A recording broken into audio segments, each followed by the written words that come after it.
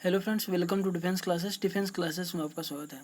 दोस्तों, यदि आपने अभी सीरीज के पिछले वीडियो नहीं देखे हैं तो आप जा कर के प्लेलिस्ट में पिछली वीडियो देख सकते हैं, जो कि ये स्टैटिक जीके का टेस्ट सीरीज चलाया जा रहा है। एक टेस्ट सीरीज में जो है 20 क्वेश्चन हैं। अभी तक हमने जो है 3 टेस्ट सीरीज कवर कर लिया है और ये जो है चौथा है। ठीक है, यदि अभी तक आपने जो वो तीनों नहीं देखे हैं तो आप जा कर के वीडियो के प्लेलिस्ट में देख सकते हैं, जो कि मोस्ट इंपॉर्टेंट है। यदि आप जो है रेलवे या एसएससी वगैरह की या मतलब छोटे डिफेंस की जो तैयारी कर रहे हैं तो आपके लिए मोस्ट इम्पोर्टेंट है। देखते हैं मैं मोस्ट इम्पोर्टेंट क्वेश्चन फर्स्ट वाला कौन सा है हमारा, कि पहला क्वेश्चन कह रहा है कि हकीकत यानी पाकिस्तान के हकीकत पुस्तक के लेखक कौन से हैं। पाकिस्तान के हकीकत पुस्तक के लेखक कौन से हैं? ऑप्शन है सतीश वर्मा, मिहिर बोस, बिल क्वेंडल और रामचंद्र गुहा। तो इसमें करेक्ट आंसर बनेगा फर्स्ट वाला, सतीश वर्मा। पाकिस्तान के हकीकत से रूबरू नामक पुस्तक के लेखक हैं सतीश वर्मा। ठीक है फ्रेंड्स। और इनकी बात करें, मिहिर सेन की बात करें, ये सॉरी मिहिर बोस की बात करें तो मिहिर बोस जो है द नाइन वेव्स, ठीक है, द नाइन वेव्स नामक पुस्तक के लेखक कौन है? तो द मिहिर बोस हैं। ठीक है। और यूएसए के पूर्व राष्ट्रपति रहे बिल क्विंटल, ये जो है यूएसए के पूर्व राष्ट्रपति रह चुके हैं। ठीक है। इनके द्वारा जो रचित पुस्तक है बिटवीन होप एंड हिस्ट्री है। ठीक है। और ये क्या बोलते हैं, Gandhi before India and India after Gandhi, मतलब Gandhi before India, India after Gandhi पुस्तक के लेखक कौन है? तो रामचंद्र गुहा है। जो मोस्ट इम्पोर्टेंट क्वेश्चन है वो भी फ्रेंड्स की Gandhi before India and India after Gandhi नामक पुस्तक के लेखक कौन है? तो रामचंद्र गुहा है। देखिए चारों के एक एक बुक का मैंने बता दिया जो मतलब कि मोस्ट इम्पोर्टेंट है, जो क्या है फ्रेंड्स बार बार एग्जाम में पूछे जाते हैं। सतीश वर्मा की बात करें तो पाकिस्तान की हकीकत से रूबरू नामक पुस्तक लिखे हैं। और मिहिर बोस की बात करें तो द नाइन वेव्स नामक पुस्तक। और ये जो है विल क्विंटल, ये जो है मतलब यूएसए के पूर्व राष्ट्रपति रह चुके हैं, इनके द्वारा रचित पुस्तक है बिटवीन होप एंड हिस्ट्री। और रामचंद्र गुहा के नाम से जो पुस्तक है इनके द्वारा रचित लेखक Gandhi before India and India after Gandhi. इसके बाद देखते हैं नेक्स्ट क्वेश्चन हमारे पास क्या है फ्रेंड्स। सेकंड वाला क्वेश्चन है, कुछ तिथि दी गई है और कुछ दिवस दिया गया है जिसको मिलान करना है। 26 जनवरी, तो 26 जनवरी, 30 जनवरी, 1 फरवरी और 4 फरवरी। तो मैं बता दूं कि 26 जनवरी का कौन सा इसमें मनाया जाता है। तो 26 जनवरी भारत गणतंत्र दिवस। ठीक है, फर्स्ट वाला ऑप्शन करेक्ट हो जाएगा। इसके बाद 30 जनवरी शहीद दिवस, गांधी जी के उस पे मर दिवस पे। ठीक है। 1 फरवरी को तटरक्षक दिवस, यानी कि 1 फरवरी तटरक्षक और 4 फरवरी विश्व कैंसर दिवस। तो इसमें हमारा करेक्ट आंसर बन जाएगा यही 3, 4। ठीक है, यानी कि यही वाला बन जाएगा फ्रेंड्स। ठीक है, चारों ऑप्शन से यही बन जाएगा। विश्व कैंसर दिवस 4 फरवरी को मनाया जाता है, 1 फरवरी को तटरक्षक दिवस मनाया जाता है, 30 जनवरी को शहीद दिवस और गणतंत्र दिवस जो है 26 जनवरी को माना जाता है। तो करेक्ट आंसर देखिए 1, 2, 3, 4 जो है हमारा फर्स्ट वाला ही ऑप्शन हो जाएगा।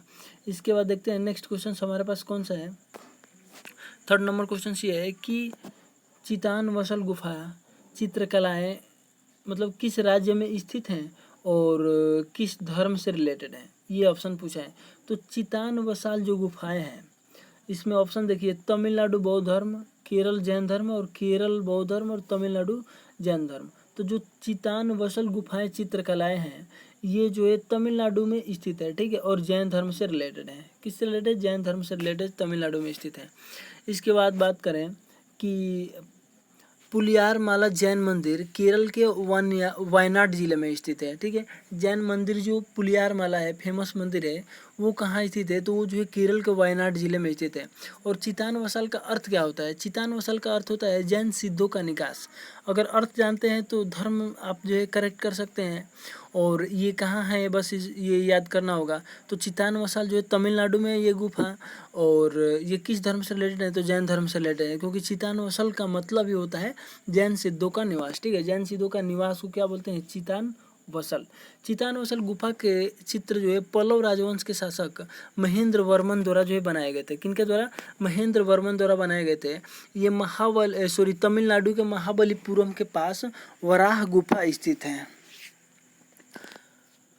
और वराह गुफा की बात करें तो वराह गुफा कहाँ है? तमिलनाडु में है, जो कि महाबलीपुरम के पास स्थित है। इसके बाद देखते हैं नेक्स्ट क्वेश्चन हमारे पास है, कुछ टेनिस खिलाड़ी हैं और उनसे रिलेटेड देश हैं। कौन से जो है खिलाड़ी किस देश के हैं वो आपको बताना है। तो क्वेश्चंस कह रहा है कि जस्टिन हेनिन हार्डेन और किम क्लिस्टर्स, टिम हेनमैन, एंडी राडिक, चारों खिलाड़ी हैं, कहाँ से रिलेटेड हैं तो आपको बताना होगा। जस्टिन हेनिन हार्डेन जो है बेल्जियम के पेशेवर महिला टेनिस खिलाड़ी है, यानी कि बेल्जियम से रिलेटेड है। किम क्लिस्टर्स किससे रिलेटेड है तो किम क्लिस्टर्स जो है ये भी जो है बेल्जियम के ही पेशेवर महिला खिलाड़ी है, यानी कि किम क्लिस्टर्स भी कहाँ के है, बेल्जियम के ही है। इसके बाद देखें टिम हेनमैन की बात करें तो टिम हेनमैन जो है इंग्लैंड के हैं, टिम हेनमैन जो है इंग्लैंड के हैं, यानी कि सेकंड वाला में चला जाएगा। इसके बाद देखो एंडी राडिक की बात करेंगे तो एंडी राडिक जो है अमेरिका के पेशेवर टेनिस खिलाड़ी हैं, अमेरिका यानी कि यूएस के हैं, ठीक है। यानी कि ऑप्शंस बन जाएगा 1-1-1-1, दोनों का 1-1 हो जाएगा, और 2-4, 1-1-2-4, यानी कि करेक्ट आंसर सी वाला हो जाएगा 1-1-2-4। ठीक है फ्रेंड्स, इसके बाद देखते हैं नेक्स्ट क्वेश्चन हमारे पास क्या है। 5 नंबर क्वेश्चन, भारत के पड़ोस में घोड़े की नाल जैसे आकार वाला जो है मूंगे का द्वीप समूह है। मतलब कि मूंगे का द्वीप समूह जो घोड़े की नाल के आकार का है वो कौन सा द्वीप समूह है, अंडमान निकोबार, मालदीव, लक्षद्वीप, श्रीलंका। तो इसमें करेक्ट आंसर हमारा बनेगा लक्षद्वीप। लक्षद्वीप जो है घोड़े के नाल के आकार के जो है लक्षद्वीप है। इसके बाद देखिए लक्षद्वीप आकार इसका जो है वलयाकार है या एटाल है। लक्षद्वीप जो है प्रवाल भित्ति से निर्मित द्वीप है। कई बार क्वेश्चन पूछा जाएगा लक्षद्वीप किससे रिलेटेड है तो प्रवाल भित्ति से निर्मित द्वीप है, प्रवाल भित्ति से रिलेटेड है। और अंडमान निकोबार की बात करें तो ये जो है मरकत द्वीप भी कहते हैं अंडमान निकोबार को, ठीक है। और 9 डिग्री चैनल जो है ना लक्षद्वीप को मिनी कैसे अलग करती है, लक्षद्वीप को मिनी कैसे अलग करती है तो 9 डिग्री चैनल करती है। और विश्व के मानचित्र पर श्रीलंका की आकृति जो है नारियल की तरह दिखाई जाता है, श्रीलंका की आकृति नारियल के तरह दिखाई देता है। इसके बाद देखते हैं नेक्स्ट क्वेश्चन हमारे पास है कि जरांज दिलाराम सड़क के बारे में कौन सा कथन सही है। यह अफगानिस्तान में इसे सीमा सड़क संगठन द्वारा बनाया गया है। इसे अफगानिस्तान के यातायात और व्यापार में वृद्धि हुआ है इससे। तो इसमें जो है देखेंगे यह अफगानिस्तान में स्थित है, बिल्कुल करेक्ट है। और इसे कौन बनाया तो सीमा सड़क संगठन BRO जो है बॉर्डर रोड ऑर्गेनाइजेशन बनाया गया है इसके द्वारा। और इसे जो है अफगानिस्तान के यातायात और व्यापार में वृद्धि हुआ है, बिल्कुल करेक्ट है। यानी कि ऑप्शन हमारा ABC तीनों सही है, यानी सी वाला ऑप्शन सही है, ठीक है 1 2 3। इसके बाद देख लें कि जरांज दिलाराम राजमार्ग जो है, ये जरांज दिलाराम राजमार्ग है, ये ईरान को अफगानिस्तान से जोड़ता है। किसको जोड़ता है तो जरांज दिलाराम राजमार्ग जो है ईरान को अफगानिस्तान से जोड़ता है। इस राजमार्ग का निर्माण सीमा संगठन यानी सीमा सड़क संगठन द्वारा लगभग 600 करोड़ के लागत द्वारा बनाया गया था, ठीक है। और इस राजमार्ग का निर्माण जो है 2005 में जो है बनना शुरू हुआ था, और जाकर के जो है 2009 में इसे जो है पब्लिक के लिए जो है खोल दिया गया। और इस राजमार्ग की लंबाई की बात करेंगे तो 200 किलोमीटर है। कितनी किलोमीटर है 200 किलोमीटर है इस राजमार्ग की लंबाई। कौन सा राजमार्ग जरांज दिलाराम किसको किसको जोड़ती है तो ईरान को अफगानिस्तान से ये जो है जोड़ता है, बिल्कुल करेक्ट है। इसके बाद देखते हैं नेक्स्ट क्वेश्चन हमारे पास है कि लंबी पूंछ वाले मकाक बंदर कहाँ पाए जाते हैं। लंबी पूंछ वाले मकाक बंदर कहाँ पाए जाते हैं, ऑप्शन है सिलिकॉन वैली, शांत घाटी, मेडागास्कर और अंटार्कटिका। तो इसमें करेक्ट आंसर शांत घाटी हो जाएगा। कौन सा हो जाएगा शांत घाटी, यानी कि शांत घाटी में जो है लंबी पूंछ वाले मकाक बंदर पाए जाते हैं। शांत घाटी या साइलेंट वैली केरल राज्य में स्थित है। कहाँ स्थित है केरल राज्य में स्थित है। और शांत घाटी बचाओ आंदोलन की नेतृत्वकर्ता जो है सुगाथा कुमारी थे, ये भी याद रखना है आपको। और भारत में सिलिकॉन वैली कर्नाटक में तथा विश्व में अमेरिका के कैलिफोर्निया में स्थित है। सिलिकॉन वैली की बात करेंगे तो भारत में कहाँ है कर्नाटक में स्थित है, जहाँ पे जो है मकाक बंदर पाए जाते हैं। और विश्व की बात करें तो कैलिफोर्निया में स्थित है, ठीक है। और अंटार्कटिका को जो है श्वेत महाद्वीप यानी बर्फीला महाद्वीप एवं विज्ञान को समर्पित महाद्वीप जो है कहा जाता है। ये जो अंटार्कटिका है, अंटार्कटिका को जो है श्वेत महाद्वीप जो है नाम से जाना जाता है, या बर्फीला महाद्वीप, या विज्ञान को जो है समर्पित महाद्वीप कहा जाता है। और अंटार्कटिका महाद्वीप जो है पेंगुइन पक्षी के लिए जो है प्रसिद्ध है। अंटार्कटिका महाद्वीप पर ही जो पेंगुइन पक्षी पाई जाती है। और मेडागास्कर की बात करें तो मेडागास्कर जो अफ्रीका महाद्वीप में स्थित है, इसकी राजधानी कहाँ है तो अंतानानरिवो है। कहाँ है अंतानानारिवो मेडागास्कर की राजधानी अंतानानारिवो, ठीक है फ्रेंड्स। इसके बाद देखते हैं next and most important question हमारे पास कौन सा है कि 8 नंबर क्वेश्चन, गुआम द्वीप पर किस देश का प्रशासनिक नियंत्रण है? गुआम द्वीप पर जो है किस देश का जो है प्रशासनिक नियंत्रण है? ऑप्शन है फ्रांस, अमेरिका, डेनमार्क, कनाडा। तो ये जो है अमेरिका का जो है प्रशासनिक नियंत्रण है, अमेरिका के मतलब आधिकारिक तौर पर अमेरिका का हिस्सा है गुआम। 1950 में ही हो गया था। कब हुआ था? 1950 में ही अमेरिका का हिस्सा हो गया था। और गुआम में अमेरिकी नेवी की एक जो है बेस है गुआम में ही, ठीक है। और गुआम द्वीप जो है प्रशांत महासागर के दक्षिणी क्षेत्र में स्थित है। अगर देखा जाए मैप में तो प्रशांत महासागर के जो है दक्षिणी क्षेत्र में स्थित है गुआम द्वीप। और गुआम द्वीप किसके अंडर में है? तो अमेरिका के अंडर में है। और विश्व के सबसे बड़े द्वीप जो है ग्रीनलैंड पर डेनमार्क का प्रशासनिक नियंत्रण है। विश्व के सबसे बड़े द्वीप कौन सा है? ग्रीनलैंड, जिस पर डेनमार्क का प्रशासनिक नियंत्रण है, डेनमार्क के अंतर्गत है। और बैफिन द्वीप की बात करेंगे तो कनाडा का नियंत्रण स्थापित करता है। कनाडा के अंतर्गत की बात करेंगे तो कनाडा किस का नियंत्रण किस द्वीप पे है? तो बैफिन द्वीप पे है। डेनमार्क की बात करेंगे तो जो विश्व के सबसे बड़ा द्वीप है ग्रीनलैंड, उस पर नियंत्रण करता है ये डेनमार्क। अमेरिका की बात करेंगे तो अमेरिका ये गुआम द्वीप पर जो है इसका प्रशासनिक नियंत्रण है, ठीक है। इसके बाद देखते हैं 2005 से है, सॉरी 1950 से है। इसके बाद देखते हैं नेक्स्ट क्वेश्चन हमारे पास है गरीबों की कथकली। गरीबों की कथकली किस नृत्य को कहा जाता है? गरीबों की कथकली। ऑप्शन है चाक्यार कुंत, कुडियाट्टम और ओटनतुल और मोहिनीअट्टम। तो इसमें करेक्ट आंसर हमारा सेकंड वाला बन जाएगा कुडियाट्टम। कुडियाट्टम को जो है मतलब कि एक सेकंड सी हो जाएगा ओटनतुल। ओटनतुल जो है जो नृत्य है इसको जो है गरीबों की कथकली नाम से जाना जाता है, ठीक है।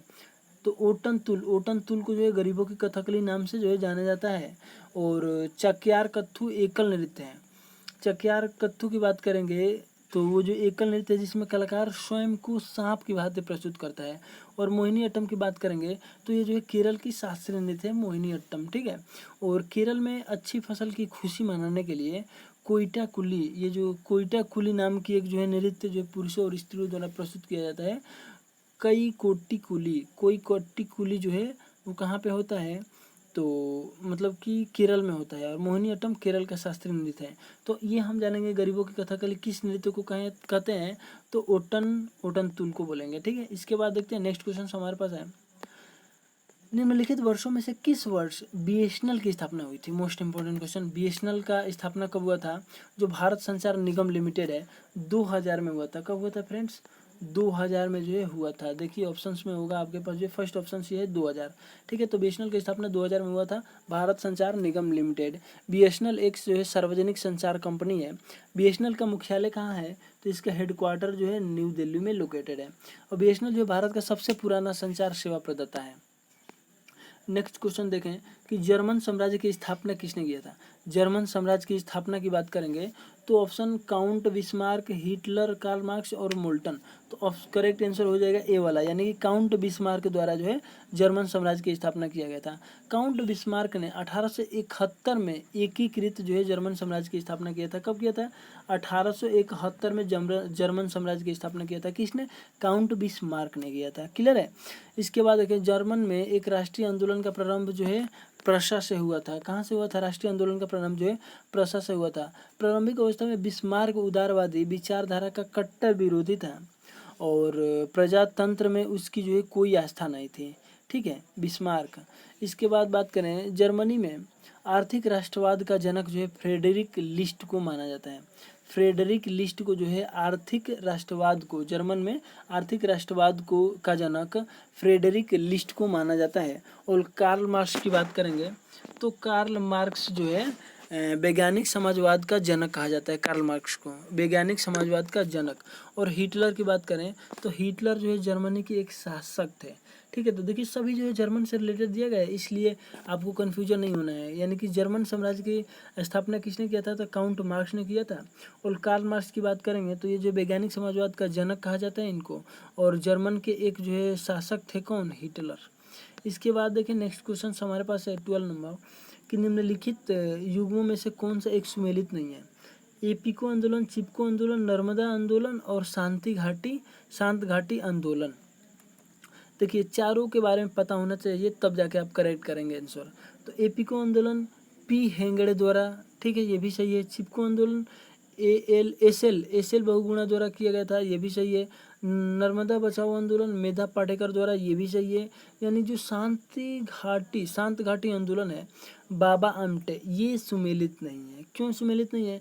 क्योंकि जो शांत घाटी आंदोलन है उसके नेतृत्वकर्ता कौन थे? तो सुगाथा कुमारी थी। अभी अभी हमने जो है इस क्वेश्चन में जो शांत घाटी परियोजना कहाँ स्थित है, तो अभी हमने बताया था केरल में स्थित है, ठीक है। केरल में शांत घाटी या था, तो उसके जो हमने अभी अभी बात किया था, तो उसी में अभी हमने बताया कि शांत घाटी आंदोलन नेतृत्वकर्ता कौन थी, तो शांत घाटी नेतृत्वकर्ता थी सुगाथा कुमारी। कौन थी? सुगाथा कुमारी। तो इसलिए ये जो बाबा आमटे का दे दिया है, तो ये वाला क्वेश्चन गलत है। और बाबा आमटे का संबंध जो है आनंद वन आश्रम से है, क्योंकि जो कुष्ठ रोगियों के लिए समर्पित रहा है बाबा आमटे जो है उसके लिए विख्यात हैं। और एपीको आंदोलन की बात करेंगे तो एपीको आंदोलन जो है 1983 में 1983 में कर्नाटक में पांडुरंग हेगड़े ने नेतृत्व में हुआ था, जो पर्यावरण संरक्षण आंदोलन था। कौन? एपीको आंदोलन। और सुंदरलाल बहुगुणा की बात करें तो सुंदरलाल बहुगुणा और उनका साथ दे रहे थे चंडी प्रसाद भट्ट के नेतृत्व में वृक्षों की कटाई रोकने के लिए आंदोलन किया गया था, तो चिपको आंदोलन किया गया था, ठीक है। और मेधा पाटकर की बात करें तो मेधा पाटकर जो है नर्मदा बचाओ आंदोलन के जरिए जो है नर्मदा नदी पर निर्माणाधीन बांध परियोजना का विरोध किए थे, ठीक है। मतलब कि निर्माणाधीन जो बांध परियोजना हो बनाया जा रहा था, तो नर्मदा बचाओ आंदोलन का जो है उन्होंने नेतृत्व किया था। इसके बाद देखेंगे नेक्स्ट क्वेश्चन हमारे पास क्या है, एशियन से रिलेटेड मोस्ट इंपॉर्टेंट। निम्नलिखित में से कौन सा एशियन का सदस्य नहीं है? ऑप्शन है म्यांमार, भारत, लाओस, मलेशिया। तो यदि एशियन के सभी सदस्य के बारे में आप जानेंगे तो ये करेक्ट बना सकते हैं, ठीक है। तो एशियन के जो है 10 सदस्य हैं। कौन से 10 सदस्य देश हैं? और सबसे पहले एशियन का फुल फॉर्म कई बार पूछा जाता है, तो एशियन का फुल फॉर्म होता है association of south east Asian Nations. क्या होता है? Association of south east Asian Nations.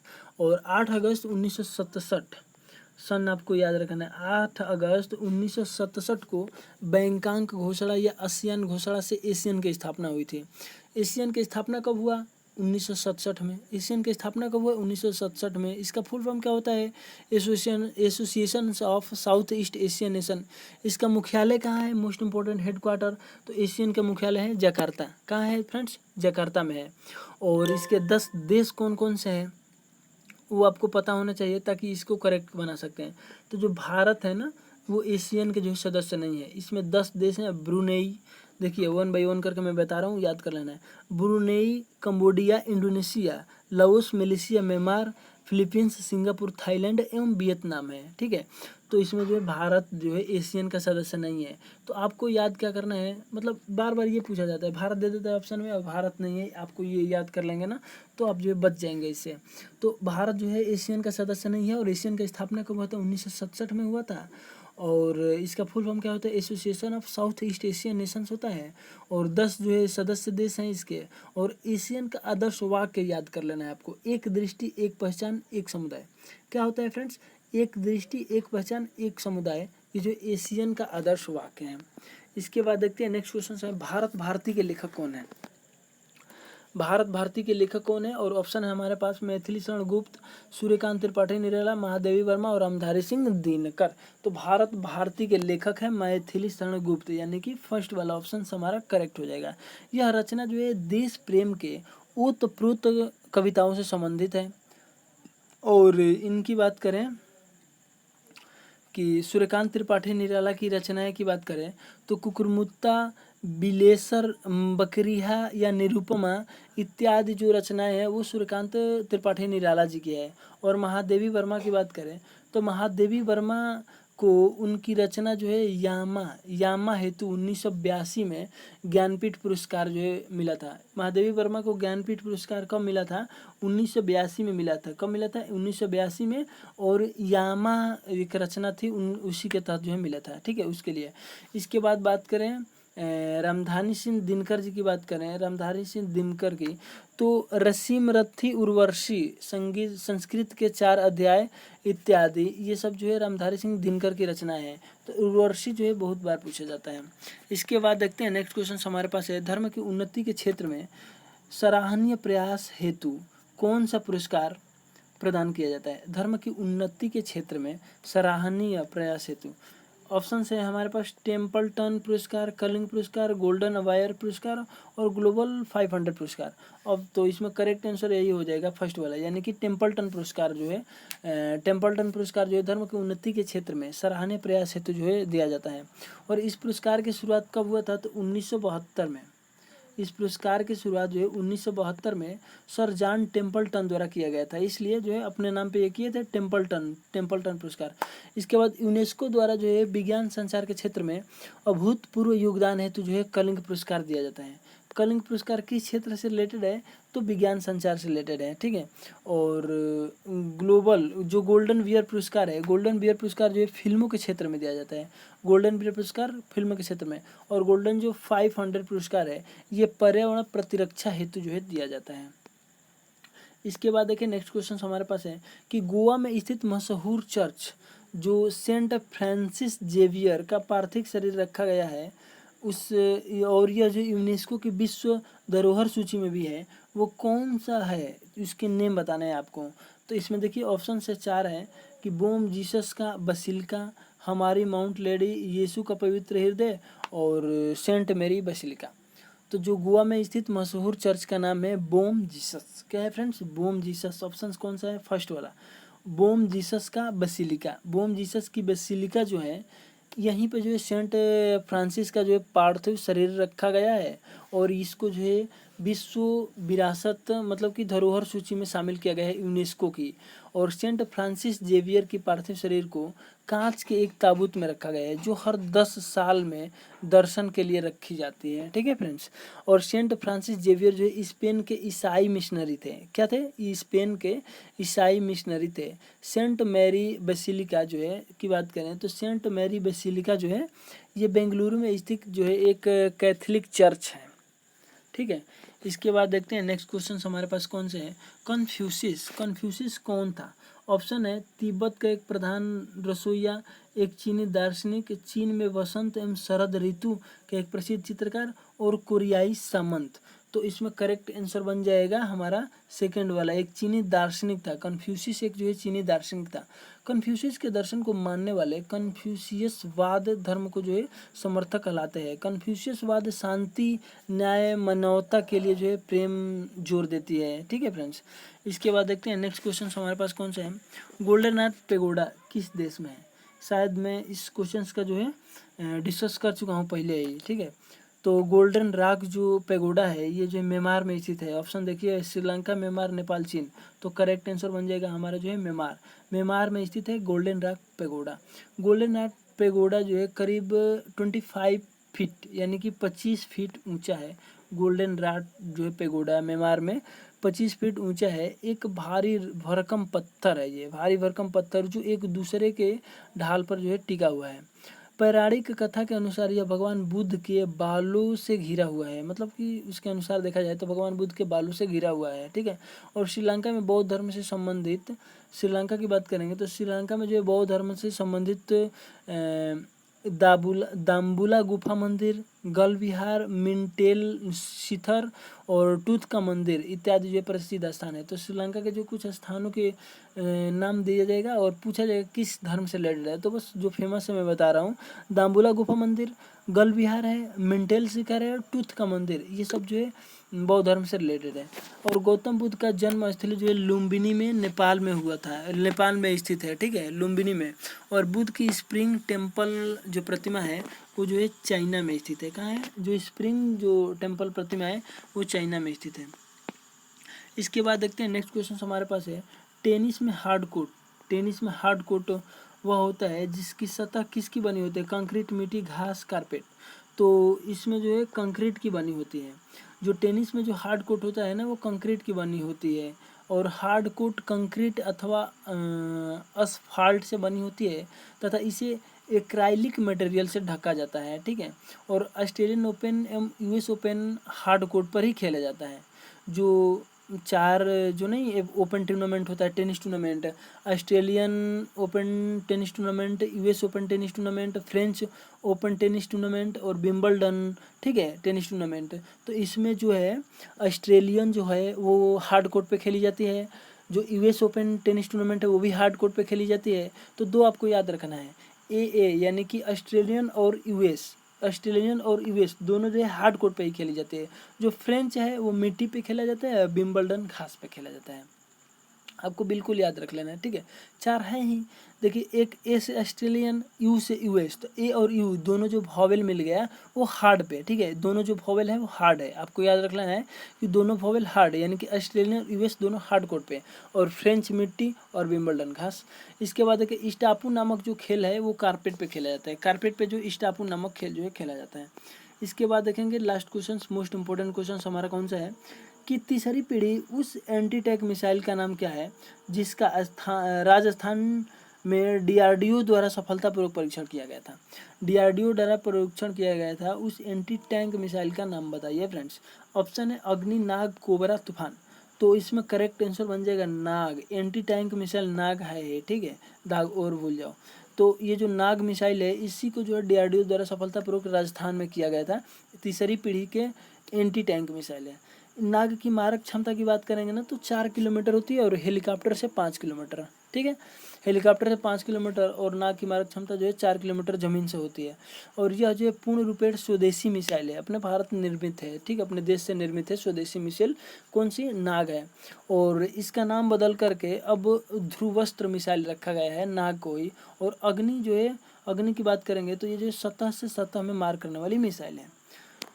तो आई होप फ्रेंड्स ये भी क्वेश्चंस क्लियर होगा। अगर आपको ये वीडियो अच्छी लगी है फ्रेंड्स, कुछ ना कुछ जो है आपको इससे एडवांटेज मिला है, तो इस वीडियो को जरूर लाइक कीजिए और चैनल को सब्सक्राइब कर लीजिएगा, और बेल आइकन को जरूर दबा लीजिएगा, ताकि मैं नेक्स्ट वीडियो अपलोड करूँ, नेक्स्ट सेट में लाऊँ 5 नंबर सेट, ठीक है। तो उसकी नोटिफिकेशन आपको सबसे पहले मिले, और जल्द से जल्द जो है सभी सेट को जो है आप जो है हमारी मदद कीजिए, ताकि मैं जो सभी सेट जो है कवर कर दूँ, ताकि जो है फ्रेंड्स फिर मिलते हैं नेक्स्ट वीडियो में। तब तक के लिए जय हिंद, जय भारत।